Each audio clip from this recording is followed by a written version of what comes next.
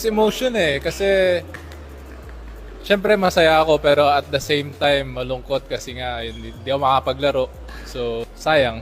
Pero at least masaya pa rin ako kasi kahit na may injury ako, dinala pa rin ako ng team ko. So nagpapasalamat ako. Syempre yung fans kasi grabe rin sila sumuporta dito. Pero grabe rin po sumuporta yung mga fans sa Korea pero ibang-iba pag yung mga kababayan man talaga yung sumusuporta. And syempre yung mga pagkain. Basta mga lutong bahay. Kasi nung naka-stay at home na ako kasi nung injury ako so mga ordered food, nagsawa ako. So kailangan ko kumain ng mga lutong bahay ngayon.